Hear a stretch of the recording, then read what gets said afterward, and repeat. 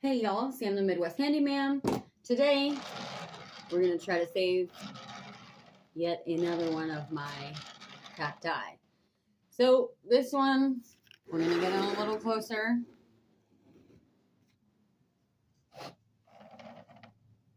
This one is most definitely infectoid. I can see the little spider webs. So we're going to get a little more aggressive with this one than the other one. I am going to go ahead and spray this guy, hopefully not my phone, with my neem oil. Again, this is my compressed neem oil that I got on clearance last winter. Okay, that's my trick. Also, a bunch of stuff is, if you check the clearance aisles, I did notice a few this last week that before they put the new stuff out, the exact same stuff from last year goes in clearance. So I just buy everything at the end of the season because I know I'm a plant hoarder, and then I'm stocked up for spring. So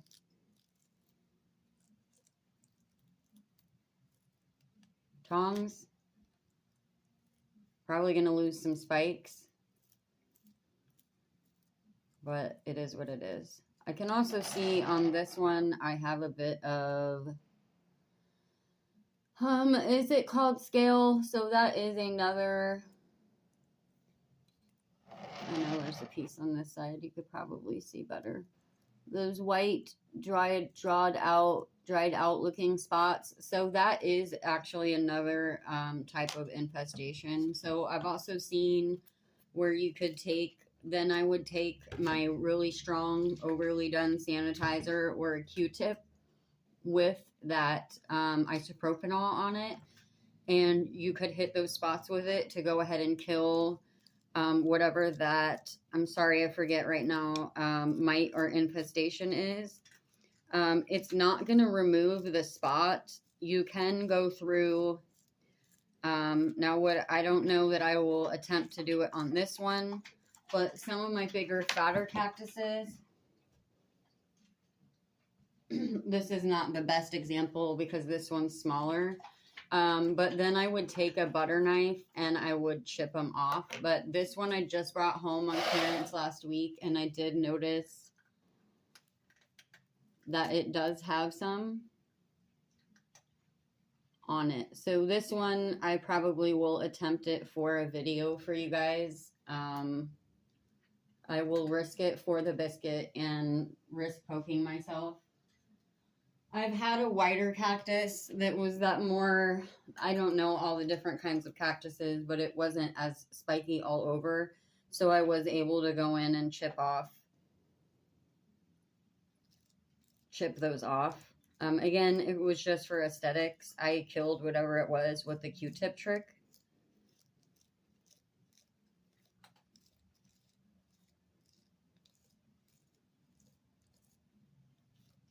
So I guess we will find out if this one hated this neem oil or not. So I did, spray it pretty plentiful on there. But I really want to get rid of these spider mites because this one does sit with some of my other plants. So I don't want it to transfer.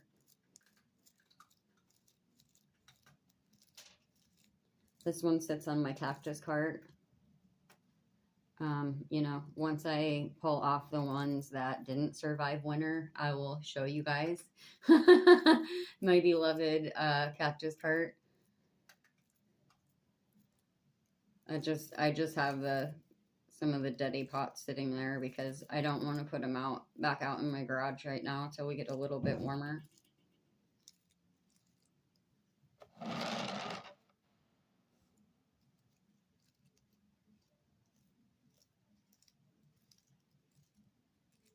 I do take most of mine outside for the summer once we get warm enough. I have two pretty large covered front porches on my house, which is the only reason that we deal with the slumlords. Also, there's an apple tree out back and some grapevines. So we're making do with our not so awesome situation of people trying to take advantage of me.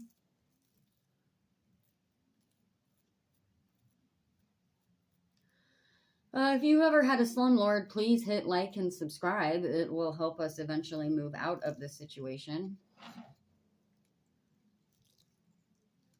It will also say, due to random sequences of events, I moved 5 times during the pandemic. So my beloved child had to switch schools so many times, and switching schools and going to a school, I know this is not about plants, is one of the most terrifying things as a mother, is sending your child into a school where every single person has a mask on. Those are all strangers to you. And at one school, I got out of the car to assist my child out of the car, because I also make no secret right now, I had really nice cars, okay? Life was not always like this. But, you know, 2 deer, 2 winners in a row, I, killed my Escalade. No, my Envoy. Right now I have a 99 Escalade. My Envoy and my Traverse got killed by deer. Okay? Right as I was going into self-employment. So until self-employment becomes successful, we've got to do some credit building again. This is not a woe is me. This is a hard times happen to everyone. So we can rebuild it. It just will take a while. So anywho, so again, back to the whole house situation that nobody really cares about, other than I like to share my personal experiences for those of you that also have, imperfect lives. We stayed because I want my son to be able to finish out at the school he is at. We do not live in the totally nicest area. So once we tap out of elementary school, we will be back to a small town somewhere and out of this city. So we're going to buck it up. The school we're at is great. Like, the school itself is great. The people who work at the school are great. They have been very understanding of our situation. I'm sure at times it has looked like mommy was a hot mess. Again, we talk about depression on this channel. I'm not sorry. If personal things bother you, please go find a fake HGTV channel. Okay? Because they're out there. Go find some millionaire channel that everything is happy, perfect, and fake. Because my channel is for everyone and the people of the Midwest. And,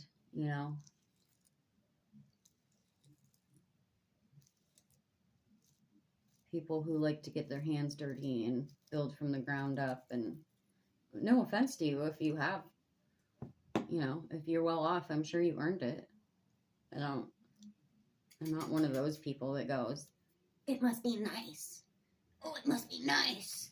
I used to work for a landscape company that, well, we're getting personal today, guys. A landscape company, one of the most prestigious in town, right? Because you paid $90 an hour, no, $70 an hour for me to come and prune your roses, okay? I did a good job, but I don't know that I would ever pay anyone $90, $70 an hour to prune my roses.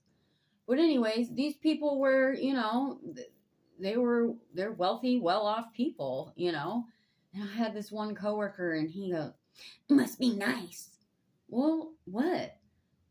They went to college. Like, you don't just get a doctor's certificate or a lawyer's certificate because your parents had money. You have to earn it. You have to go to college for very, very many years, and you have to go to work every day and show up and spend your money wisely so that you can get that $250,000 home or $1 million home, I mean, yeah, it is nice, and I'm glad it was nice, because again, when I went to self-employment and worked for some of those same people, well,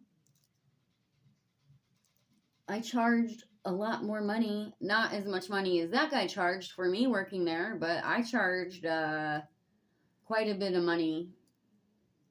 And so I got all that money. Obviously, then it was my, there wasn't a rich guy making $40 an hour off me every day. I was getting to bring it home. So yeah, I am sure grateful that there are those people out there that could afford to pay me what I charge. So yeah, that doesn't offend me a bit. And the reason that I now, last year didn't go so well because health and depression problems, but the reason that I work for those people and they hire me and have me come back is because I'm honest. I don't steal. I do a good job. I don't talk to anyone. I don't come up, hi, no, what's up? My name is Sam and I'm here to kick your lawn's ass today. I don't talk to people differently because they have money, okay? They're not any more special than I am or you are or the janitor. Talk to the janitor and the CEO the same way, and I literally do. So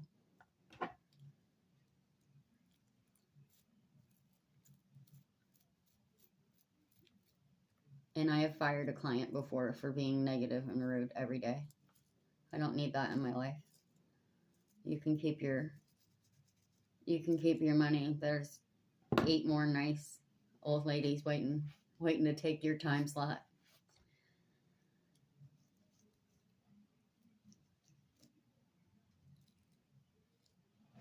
I said what I said. Anywho, that looks pretty good, guys. I think I am going to... I don't have any Q-tips in here, do I?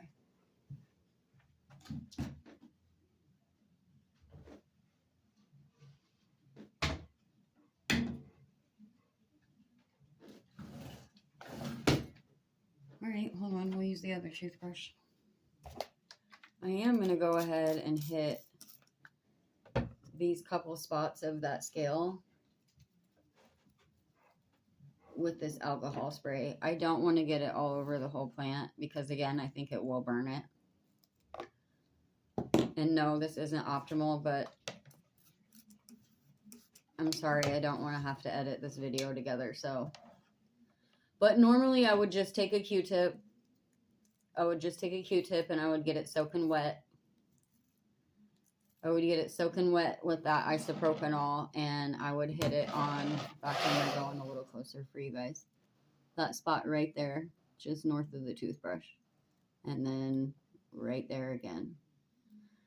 I think this spot over here is actually from where one of these pieces broke off. So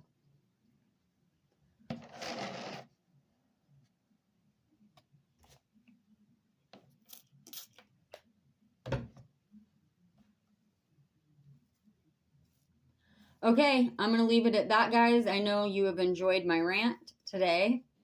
So let that be a lesson to be kind to others. Everyone has ups and downs in abundance, especially in such unprecedented times. And, talk to others the same. If you're one of those people with that negative attitude, it must be nice. Well, invest in yourself more, and then you can have what they have. So, you can only earn what you... I had a guy who acted like I was stuck up because I did not want it. And it's okay to start from the bottom. My goodness, okay? Look, we're not winning any financial races at the moment. But because I didn't want some pieced together, rickety, MacGyver-rigged piece of equipment, and someone else gave me a really nice hand-me-down power washer, that made me stuck up. No, when I do pull up in front of my homes of my clients, they also pay me the amount of money that they pay me because I'm not out in their front lawn tinkering with my tools trying to get them to work. So yes, it's okay to start with low price tools, generic tools, hand-me-down tools, but you have to invest back into yourself every year. Every year I spend $1,000 to $2,000, and this is not, I don't make, $80,000, $100,000 a year. Okay. We didn't do very well the last couple years. It doesn't matter. I still invest $1,000 to $2,000 in new and upgraded equipment every year. Why? Because I want to charge $30 to $50 an hour, and very often I get more than that because I get tipped. So if you're that guy that says it must be nice, you know, you have to invest in yourself. I also have like a business sort of business motivational channel as well. So I went to business school. I know I'm a plant lady. Yes, I went to business school to sell plants. I know that's really weird. I'm also a handyman and a gardener. That's what I enjoy doing. So that's my tidbit. I know I got off on a rant here, but if you are that guy with that negative attitude, you know, if you want better clients, make sure you have better equipment. Make sure that you show up. You show up clean to your jobs. Show up in clean, nice clothes. I will literally pull my car over at a rest stop, a park, whatever, go in and clean myself up a bit. If I'm between jobs and I'm going to do an estimate, I have a clean change of clothes in my car. I show up clean to do a job. It doesn't matter if I'm getting filthy from head to toe. You are your brand. So if you're mowing lawns and you're a gardener or a handyman and you're only charging $15 an hour and you feel like you're struggling to get that, there is a reason for that. You need to up your game. I said what I said. Thanks, guys. And if I can do it, you can do it. I'm a 5 feet tall, 105 pounds. Okay? If I can do it, you can do it, and there's no excuse. There's no excuse for that at all. So up your game, invest in yourself. I know we all have children and bills and responsibilities, but if you're not willing to invest in yourself, no one else will. Thanks.